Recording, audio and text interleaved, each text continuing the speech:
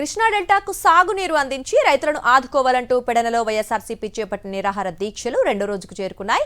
Pedana YSRCP incharge Uppala రాము, ZP chairperson Uppala Harika ఆధ్వర్యంలో కొనసాగుతున్న ఈ దీక్షలకు వైసీపీ నేతలతో పాటు రైతులు పెద్ద ఎత్తున సంఘీభావం తెలిపారు. ఖరీఫ్ ప్రారంభమైన తర్వాత సాగునీరు ఇవ్వలేమంటూ చేతులెత్తేయడం దుర్మార్గమని విమర్శించారు. ప్రాజెక్టుల్లో నీరు ఉన్నప్పటికీ వరి సాగు చేయొద్దని చెప్పడం సరికాదన్నారు. రిలే నిరాహార దీక్షలు ఏవైతే స్టార్ట్ చేశామో ఇది రెండో రోజు. 4 రోజులు చేసి 5వ రోజున ఒక ర్యాలీ చేస్తాము.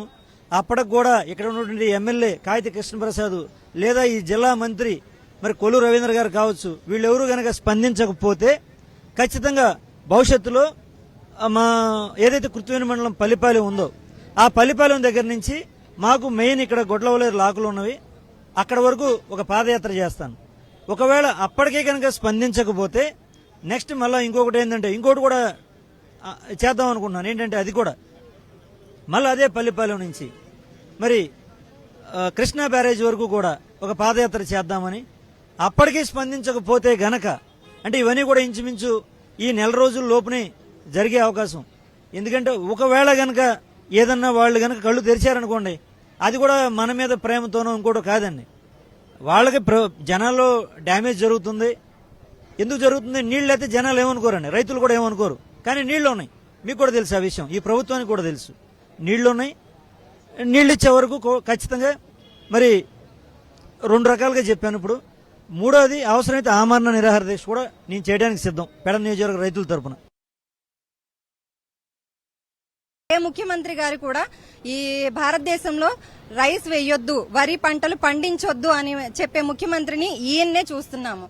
ఇదేంటంటే మనం 3 monkeysది చూసాము, చెడు వినకూడదు, చెడు మాట్లాడకూడదు, చెడు చూడకూడదు అని.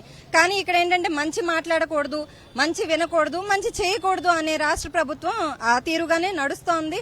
ఈ రోజు రైతులందరూ కూడా ఈ రోజు రోడ్డెక్కి ఇక్కడున్న ప్రతి ఒక్కరు కూడా రైతు బిడ్డే. ఈ ప్రతి ఒక్కరు 5,000 నోట్లోకి వెళ్లాలంటే ఖచ్చితంగా వరి పండించాలి, రైతు బ్రతకాలి, రాష్ట్రం బాగుండాలి అనే ఉద్దేశం ఉన్నట్లయితే, మీకు నిజంగా చిత్తశుద్ధి ఉంటే మా వైఎస్ఆర్ కాంగ్రెస్ పార్టీ తరఫున మా నాని గారు అలాగే రాము గారి అధ్యక్షతన జరిగే ఈ రిలే నిరాహార దీక్షలు ఇంకా ఉధృతం కాబోతాయి. ఎందుకంటే రైతులు బాగుండాలనే ఉద్దేశంతోనే ఇక్కడ ఎలాంటి గొడవలు లేవు, ఎలాంటి విమర్శలు లేవు. కేవలం మేము శాంతియుతంగా ఈ నిరసన తెలియజేస్తున్నాము. ఈ నిరసనకి మీరు ఏ విధంగా అయితే రెస్పాన్స్ ఇస్తారో మేమందరం కూడా చూస్తాము. మీరిచ్చే రెస్పాన్స్ ని బట్టి ఎప్పుడైతే నీళ్లు వదులుతారో అప్పటి వరకు కూడా ఈ దీక్షలు కానివ్వండి, ఈ నిరసన పోరాటాలు గాని ఆగవు. మరిన్ని అప్డేట్స్ కోసం ఛానల్ ను సబ్స్క్రైబ్ చేయండి. నోటిఫికేషన్స్ కోసం బెల్ ఐకాన్ పై క్లిక్ చేయండి.